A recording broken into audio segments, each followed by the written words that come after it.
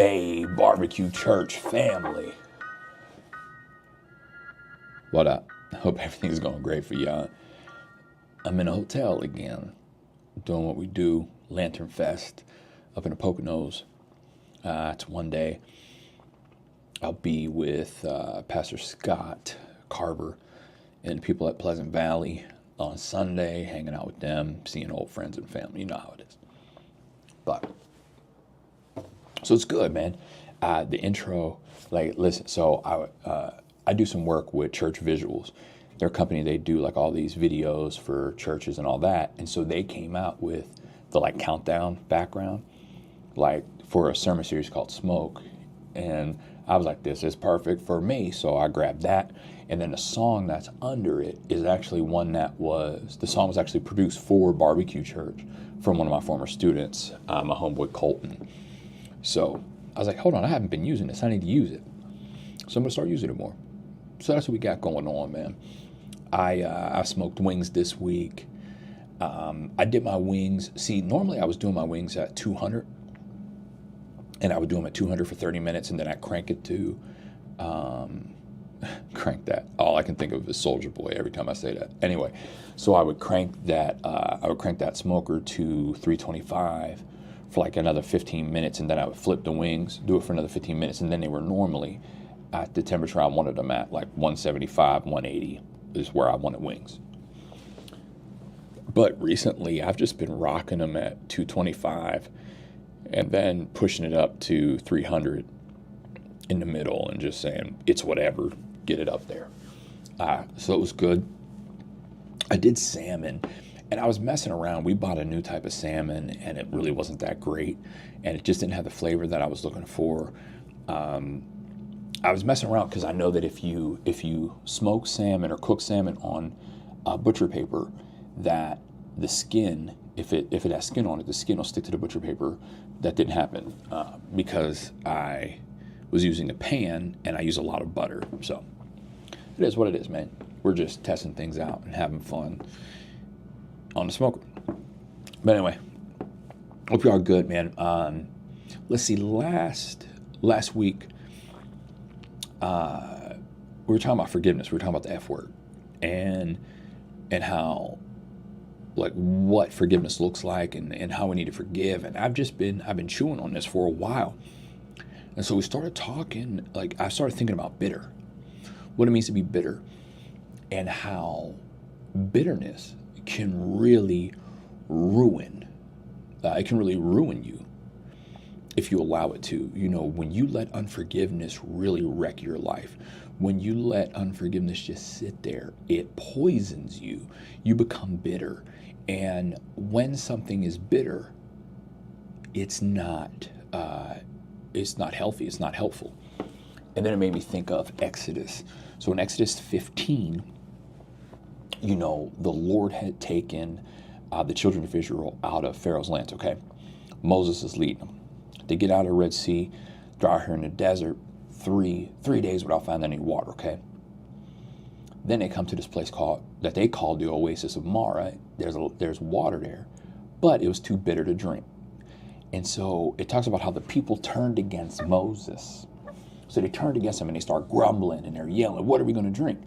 And it says, so Moses cried out to the Lord for help, and the Lord showed him a piece of wood. Moses threw it into the water, and this made the water good to drink. Now, I looked at bitter. I looked at, like, I started asking questions because I'm like, what, like, if something's bitter, like, what are their health ramifications? And it's like, listen, you know, bitter substances are most likely toxic, and if you actually eat them, it can lead to severe illness. You know, it can lead to gastrointestinal issues, abdominal pain, vomiting, diarrhea, gastrointestinal bleeding, can lead to liver damage, dehydration.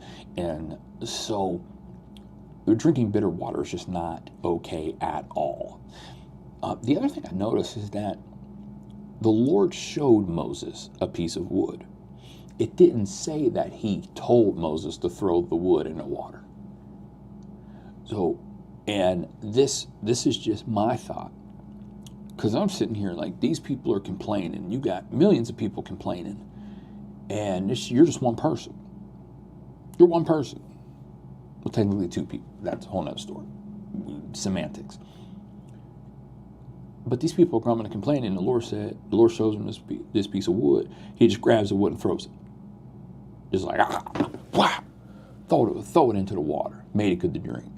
I don't know how he knew it was good to drink at that point. I don't know if it was just like, if the water cleared up. I don't know. All I know is it made it good to drink.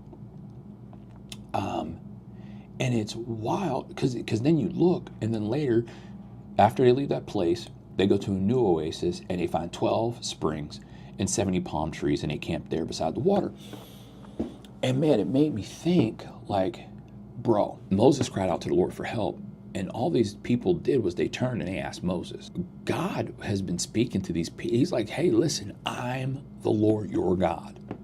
I'm going to bring you out of this land. And he brought them out of the land. And then Pharaoh, they opened up the Red Sea, like God opened up the Red Sea, and they walked across on dry land. And then they're at a place where they don't have water, and they complain to a man. They could have asked God. They could have all cried out to God at the same time. Instead of looking at a man to do something, hey God, I need your help here.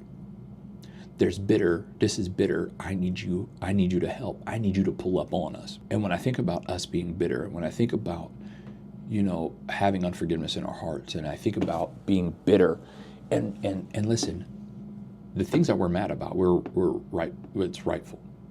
A lot of it's rightful. Like we have reason. So I'm not going to discount that. I'm not going to make you feel like a bad person. I'm just saying that having bitterness in your life begins to make your life not sweet. It makes your life toxic, and it starts to permeate through every aspect of your life if you continue to let bitterness be in your life. It's going to make everything that flows through you bitter, and that makes you a toxic person. So let's talk to God and ask God to remove the bitterness. And again, it's not saying that when we forgive the people who have harmed us and the situations that have done us wrong, it's not saying that what they did was okay. It's not releasing them. You don't have to call them unless God tells you to, but you don't have to call them and say, hey, just so you know I'm forgiving you, but I mean, some of us have ex-wives and ex-husbands that were bitter. We're bitter because of what they did. Some of us have been through multiple different styles of abuse, that we have bitterness in our hearts, and it's poisoning us, and it's been poisoning us for years, and we're so used to it. We're so used to that bitterness that it's permeated through every aspect of our life. We need to let it go. We need to ask God to remove the bitterness. We need to ask God to step in and say, look, I need you to remove this bitterness from me. I need you to help me forgive. And like I said last week, and I always forgiveness is a constant. We have to forgive every day. We have to forgive constantly. I was talking to Granger, after preaching that sermon, and it's like, and we're just going back and forth about hey man, we got to forgive. We got to walk in forgiveness. And there's some people that, we can't, he was saying, there's people in my life that I need to tell them, you need to leave my presence because God ain't got you like that. And that's the best line ever. I love it. And we're working through it. We know our limits. We do. And so let's walk in forgiveness. Let's walk in this thought of, hey, I'm going to forgive. Whether you deserve it or not, I'm going to choose to forgive because I want God's forgiveness to reign in my life, and I want God to forgive me. And I don't want to live bitter. I don't want to live a toxic life. And I want to be healed. And let's ask God to heal our hearts and heal our souls and heal our spirit and heal those broken places that have remained damaged because we've been living with unforgiveness and living with bitterness in our lives. Let's ask God to heal those places. That's the message. We're going to forgive, and we're going to ask God to heal our bitter places. That's what we're doing. That's what you're doing this week. We're praying, asking God to help us forgive.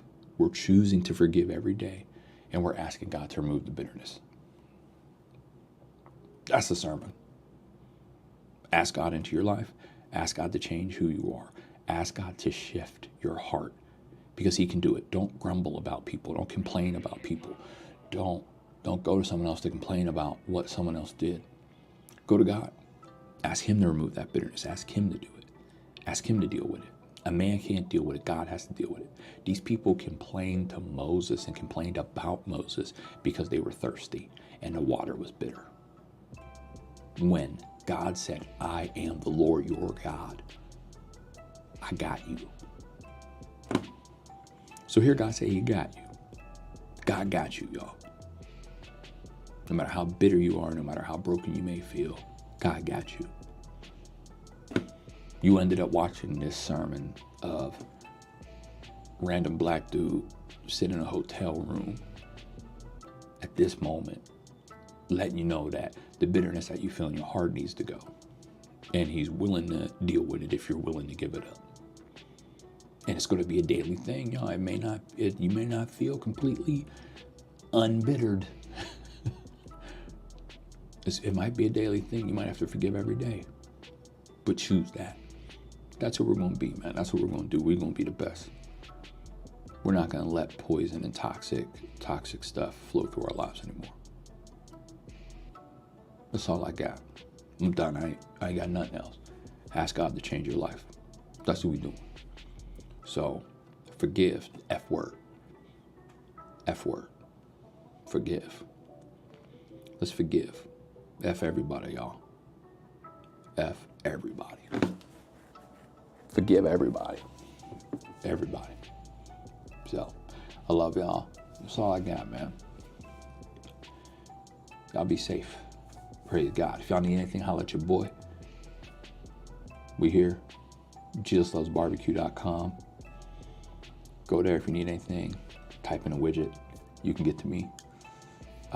We're praying for you if you need prayer. I mean, you could even put stuff in the comments. Say, hey, man, pray for me. Because there's people that'll pray for you. They'll see it and they'll just be like, oh, snap, I'm going to pray for them right now. Pray for the people in Thailand. I think there's like people on the wall out there.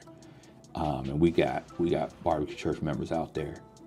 I don't be saying their names because unless they say something, but I don't be saying their names because they on the board over there. So, but bless them. Just pray for them. Pray for the homies. Pray for all the military homies and all our military family, stuff like that. That's all we got, baby. All we got. So, I love y'all. Be safe. Praise God. Gang.